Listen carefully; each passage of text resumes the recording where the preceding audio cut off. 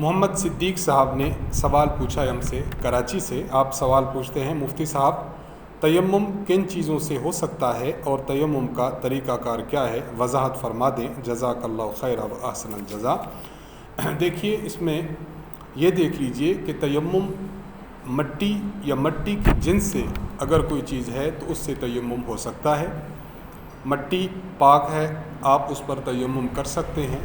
اسی طرح چونا، پتھر اور ریت، یہ چیزیں مٹی کی جنس سے کہلاتی ہیں۔ اگر ان پر تیمم کر لیا جائے تو شرعاً تیمم درست ہو جائے گا۔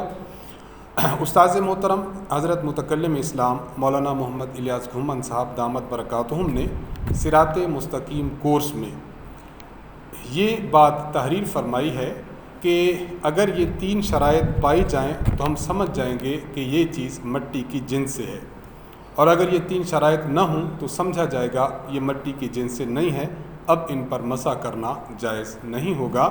وہ 3 شرائط میں آپ کی خدمت میں عرض کر دیتا ہوں۔ استاذ محترم نے پہلی شرط یہ لکھی ہے کہ اگر اس کو جلایا جائے تو وہ راکھ نہ بنے۔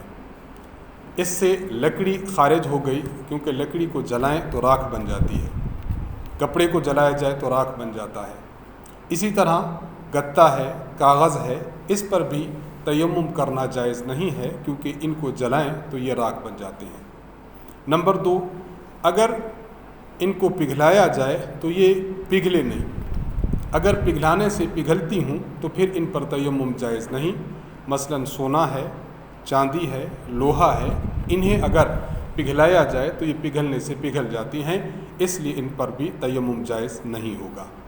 اور تیسری شرط یہ کہ اگر ان کو زمین میں دبا دیا جائے تو زمین میں دبانے کی وجہ سے یہ گلے سڑے نہیں۔ اس سے آپ دیکھ لیجئے کہ مثلا ہم لوہے ہی کو دیکھ لیتے ہیں، اس کو زنگ لگ جاتا ہے۔ سونا چاندی کو دیکھ لیتے ہیں، یہ خراب ہو ناکارہ ہو جاتا ہے۔ لکڑی کو دیکھ لیں تو زمین میں اگر دبائی جائے تو چند سالوں بعد، چند دنوں بعد، چند مہینوں بعد لکڑی گل سڑ جاتی ہے۔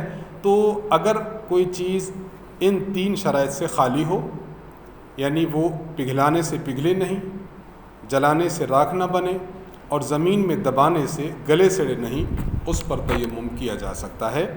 لیکن ساتھ ساتھ یہ بھی ملحوظ رکھنا ضروری ہے کہ مثلا آپ کے پاس لکڑی پڑی تھی، لکڑی کے اوپر گرد پڑی ہے، کپڑا ہے، کپڑے کے اوپر مٹی اور گرد پڑی ہے، اب اس پر تیمم ہو سکتا ہے۔ یعنی ہم یوں کہہ دیں گے کہ یہ کپڑے پر اور لکڑی پر تیمم نہیں کیا جا رہا، بلکہ اس پر جو گرد اور مٹی پڑی ہوئی ہے اس مٹی پر تیمم کیا جا رہا ہے۔ تو یہ چیزیں ہیں جن پر تیمم کیا جا سکتا ہے۔ اور جہاں تک آپ کا دوسرا سوال ہے کہ تیمم کا طریقہ کیا ہے، تو میں وہ طریقہ عرض کر دیتا ہوں۔ سب سے پہلے تو یہ نیت کیجئے کہ میں یہ تیمم کیوں کر رہا ہوں۔ مثلا آپ نیت کریں کہ میں ناپاکی سے پاک ہونے کے لیے تیمم کر رہا ہوں تاکہ اس سے میں نماز پڑھوں، تلاوت قرآن پاک کے لیے قرآن کو میں ٹچ کروں۔ اسی طرح اگر میں نے اس کے ذریعے سے نفل پڑھنے ہیں، فرض پڑھنے ہیں، واجب پڑھنے ہیں، کوئی سی نماز پڑھنی ہے تو اس کے لیے میں یہ تیمم کر رہا ہوں۔ سب سے پہلے تو آپ نے نیت کرنی ہے۔ نیت کرنے کے بعد طریقہ کار میں عرض کر دیتا ہوں کہ آپ نے مٹی یا مٹی کی جو جنس ہے جو میں نے عرض کی ہے اس پر آپ نے اپنے ہاتھوں کو یوں مارنا ہے۔ مثلا آپ نے اپنے ہاتھ مارے مٹی پر، یوں آپ نے اپنے ہاتھ مارے، اور بہتر یہ ہے کہ آپ اپنے ہاتھوں کو جب ماریں تو مارنے کے بعد آگے پیچھے بھی کر لیں، تھوڑا سا وہاں رگڑ بھی لیں۔ اس کے بعد دیکھیں کہ اگر آپ کے ہاتھوں پر مٹی زیادہ لگ گئی ہے تو یوں اس کو جھاڑا بھی جا سکتا ہے، اپنے ہاتھوں کو جھاڑ لیں۔ اور اگر مٹی بہت زیادہ لگ چکی ہے تو اس کو پھونک بھی مارا جا سکتا ہے، پھونک مارنے سے مٹی کو صاف کر لیں، لیکن بالکل مٹی ختم نہ ہو، اس کا بہت دھیان رکھیں۔ اس کے بعد آپ نے سب سے پہلے اپنے چہرے پر اپنے ہاتھوں کو ملنا ہے۔ طریقہ کار یہ ہونا چاہیے کہ جب آپ اپنے ہاتھوں کو چہرہ پر ملیں تو چہرے کا کوئی حصہ خالی نہیں رہنا چاہیے جس پر آپ کا ہاتھ نہ لگا ہو۔ میں یہ آپ کو کر کے دکھا رہا ہوں، دیکھیے۔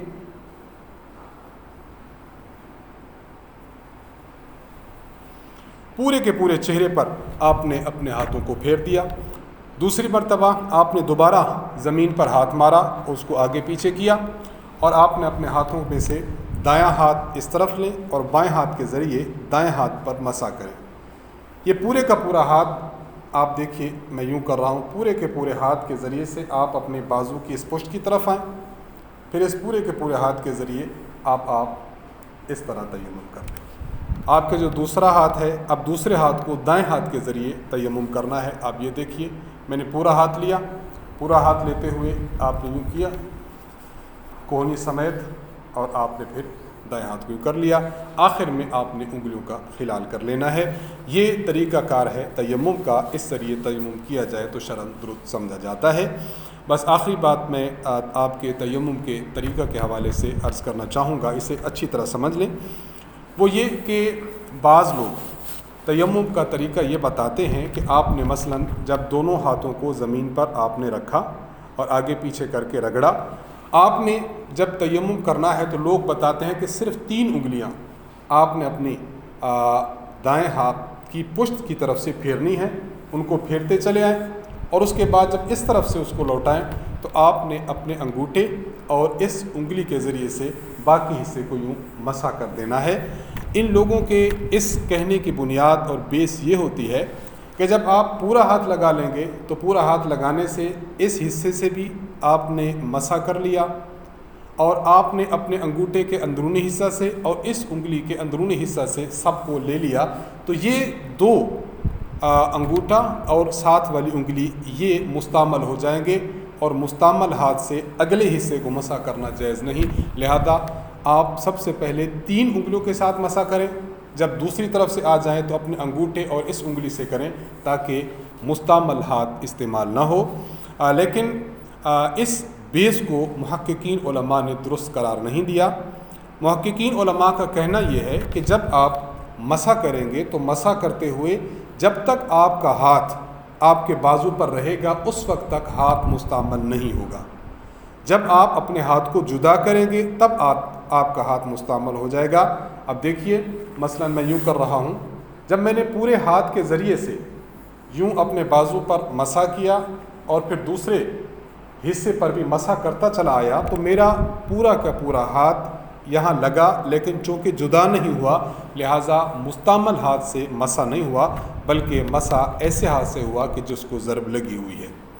اگر اس بنیاد کو درست مان لیا جائے کہ کوئی شخص جب مسح کرتا ہے تو وہ ہاتھ مستعمل ہو جائے گا، اس لیے دوسری طرف اس ہاتھ کو استعمال نہیں کر سکتے، تو یہ مفروضہ اس سے بھی ٹوٹ جاتا ہے کہ جب ہم نے ہاتھ رکھا، ہم نے ہاتھ تھوڑا سا آگے جو ہے وہ کھینچا تو اس سے یہ ہاتھ تو مستعمل ہو جانا چاہیے، جبکہ اس سے تو آپ مسح کے قائل ہیں۔ لہٰذا درست بات یہی ہے کہ جب آپ تیمم کریں تو تیمم کرتے ہوئے آپ نے پورے ہاتھ سے اس بازو کو مسح کرنا ہے، اور اسی طرح بائیں ہاتھ کو جب آپ نے مسح کرنا ہے تب بھی آپ نے پورے ہاتھ کے ذریعے سے اس کو مسح کرنا ہے۔ تو یہ طریقہ کار تیمم کا ہے، اور جن چیزوں سے تیمم کیا جائے ان کی تفصیل بھی میں نے عرض کر دی ہے۔